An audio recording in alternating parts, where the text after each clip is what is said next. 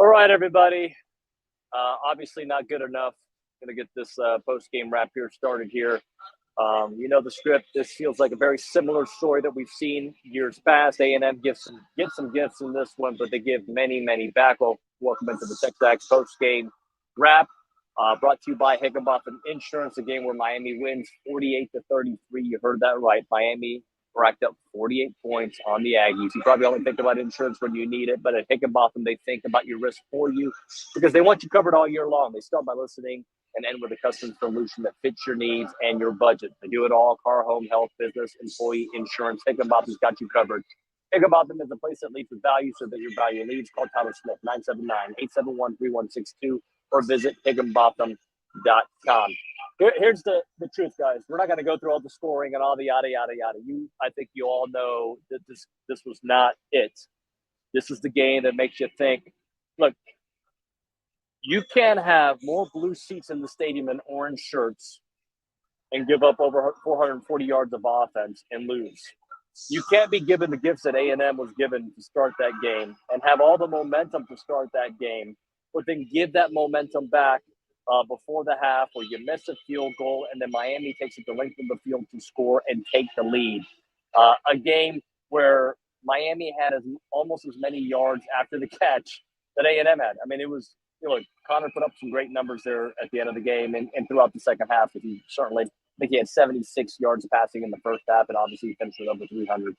But Tyler Van Dyke was that dude for Miami. There was not any pressure. No pressure in this game. He was able to move up and down the field. And this is even with A&M stopping their run game. I'm going to look at this number right now. I'm going to read it out loud.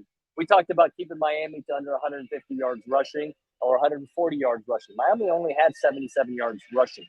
But Tyler Van Dyke threw for 374 yards and 5 touchdowns. The offense wasn't very good in the first half. They were gifted some great field position, and they were able to capitalize on that. Yeah, the numbers are similar: 433 for total yards for A&M, 451 for Miami. But the fact that Tyler Van Dyke was not pressured very much was a problem. And the secondary for A&M was a problem in this one. Tackling, they had, let me see if I have that number correctly, 241 yards after the catch. Miami made plays and made A&M defenders miss, and A&M defenders did not wrap up. All part of the issues that happened tonight.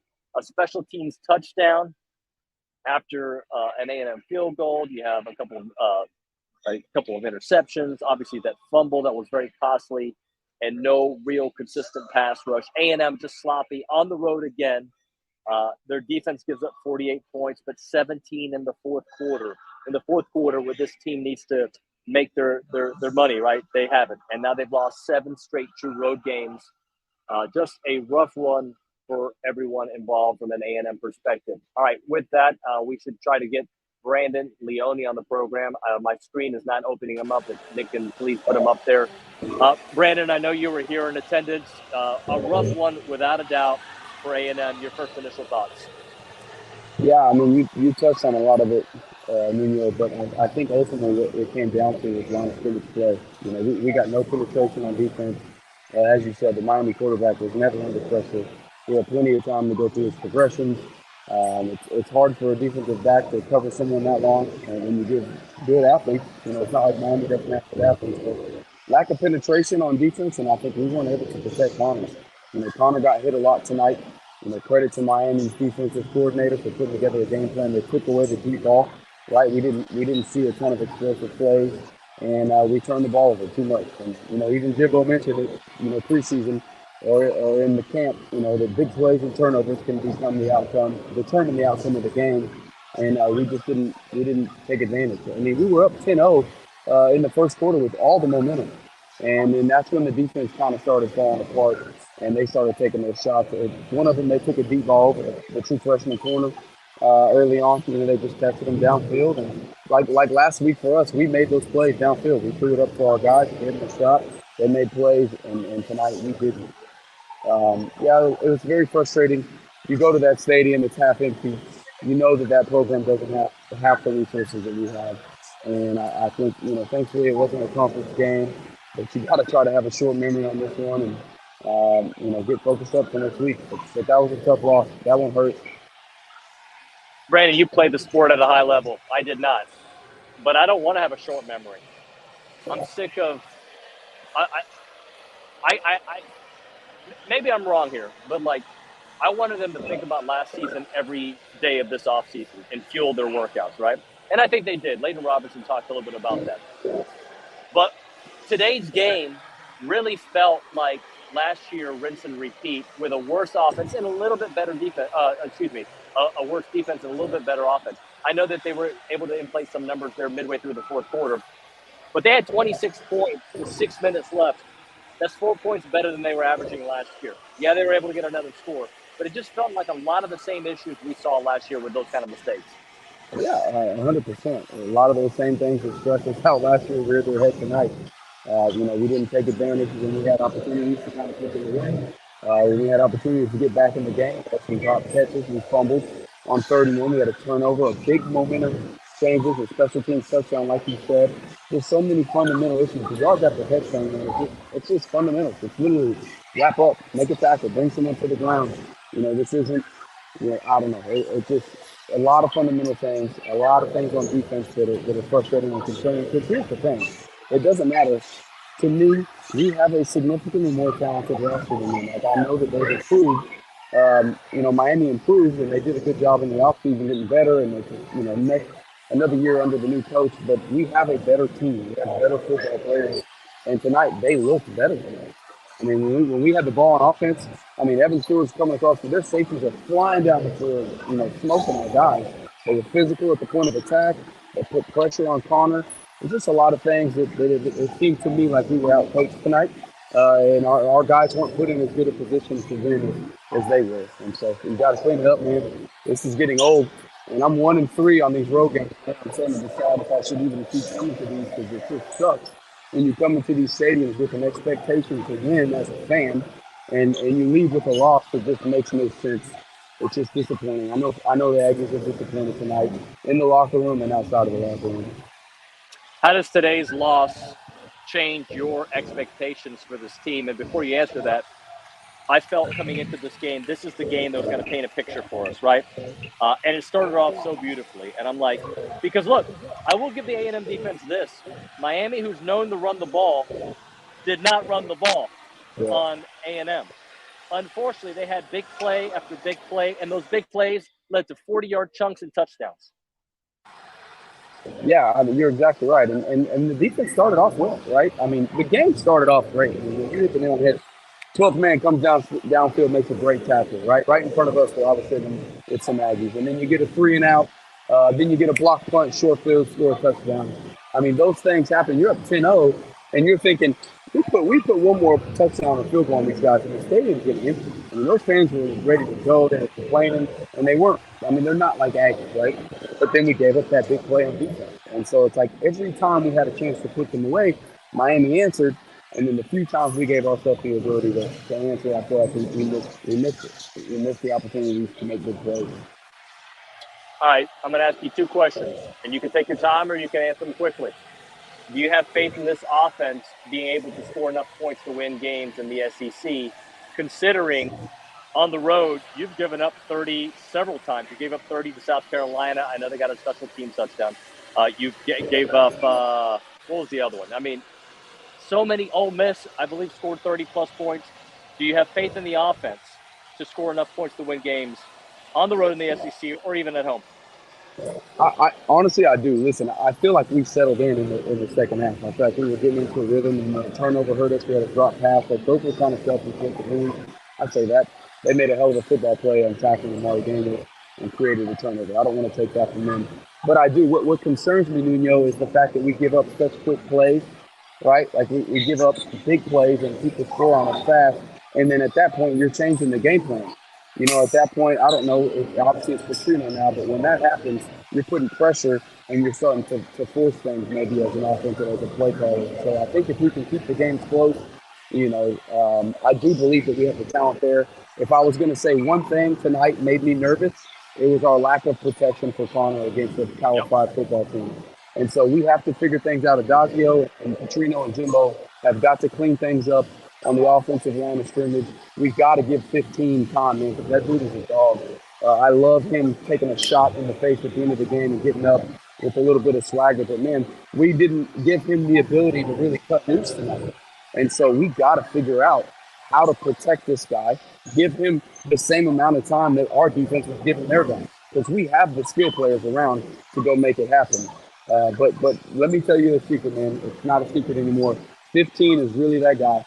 And we Yep. just got to find a way to protect him because he is surrounded by a lot of talent, man. I want to say this, Nuno, and maybe I missed something this week and correct me. Was Moss hurt? Is Moss hurt? I know he got banged up at the Okay. game last week, and but I Okay. think I was surprised not to see him, but I didn't think. Okay. I think it Yeah. has to do with his shoulder. Okay. Yeah, I was wondering. I was hoping to see him, but I do have faith, Nuno. We got to clean it up fast on the line of scrimmage. Quick. One more thing on the offense, because I'm going to ask you the same question about defense here in a minute. I'm surprised that Anaya Smith hasn't been a bigger part of the offense. And I don't know if it's Anias or if it's been just the way that the teams are defending the Aggies. And I'm also surprised that Moose isn't out there more often because he is a big play player. This is to say the offense is getting their offense, or they're getting their big plays. I've just been surprised by those two facts. I have too. I was surprised after that on week one. Honestly, I mean, and sometimes after the performance of Noah Thomas and Evan Stewart, you wonder. It's like, goodness gracious, it's a great problem to have when you have this much talent in the receiving room. But I do think that Anaya Smith has proven himself enough and came back. That you got to find ways as a coach to feed the studs. You know, Petrino said it best. You got to find ways. You got to. He said, "I never called a play because I love to play. I called a play because I wanted to get it in the stud's hands." Well, we need to see that. And so Moose hasn't seen enough targets. I mean, the dude has proven himself on a big stage, and I think we need to figure out how to get him going. Again, you're exactly right. Those two dudes, Noah Thomas and Evan Stewart, are elite football players, but I believe that 7 and 0 are as well. And so, if we're not going to effectively run the football, then we need to find ways to stretch the field out, get those guys their touches, because they create. Man, look at Moose did at LSU, and look what Anias has done his entire career. So I think that's a great point. Speaking of feed the studs, and I know I said I was going to get the defense, but it made me think of this. They fed the studs in the second half. They fed Evan. They fed Noah. They started feeding the studs in the second half. The first half, though, that offense looked like 2022. They had 76 passing yards. The best thing they had going for them offensively in the first half was Amari Daniels was eating. He was looking really good in that first half. Not as much running in the second half, but he was able to run in the first half. But offensively, the play calling, the development was not wide open. They weren't feeding the studs. No, they weren't. And again, the thing that's unique about this show, and I love it, is we're kind of just raw and emotional. I haven't got to watch film and go break it down. It's happening fast, but I would say, man, Miami took our offense away in the second half. Like they got to the quarterback. They didn't really give our studs the ability to get open. We weren't able to take shots downfield, and so that's why I was so disappointed in the second half with the kick return touchdown and the fumble. And then a nice fell because I felt like we were finally settling in a rhythm. They were starting to feed the studs, and then we just kind of started beating our own, kicking our own tail, making bad plays. Mark fumbles on 3rd and 1. A nice slips, we get a turnover. We had momentum on both of those, in my opinion. We're moving the football, but we didn't get it done. So we need to see more of that second half offense, more of feeding the studs, and better protection. I think Connor was protected a little bit better in the second half than he was in the first. Because think about this. You take away those 2 short fields, our offense didn't do anything in the first half. I mean, let's just be serious. They did what they were supposed to do. We got 2 short fields and they put 2 touchdowns on the board. That's what they're supposed to do. That's football. But I feel like if you remove those and you zoom out and look at that first half, they weren't that impressive in the first half. If you're wondering why I'm standing like this, I'm on stairs, so it's very uncomfortable to do the show where I'm at. Sure. Let's talk about this defense to close out here, Brandon, because defensively, look, they've looked good stuff in the run this year. They're not putting enough pressure on the quarterback, and that secondary was exposed today. Take it from there. Yeah, I mean, dude, look, I mean, I don't know. Again, I think we were trying to play a little bit more man today a little bit, and they did. They got picked up. But the biggest problem to me, and this is where it's like, you could take a look around at a couple other programs in the country just when you watch football as a casual fan, and you see people sometimes doing that, right? And that's where it gets frustrating because you can't tell me that we don't have dogs on the front right? I mean, we got nothing but 5-star, 4-star dudes in our line of scrimmage, and we cannot create pressure. So it's either all our guys were overrated when they signed out of high school, which I don't think is true, or we're not. Something in our scheme is not working to create pressure. We're not. I mean, Elko used to bring so many different packages.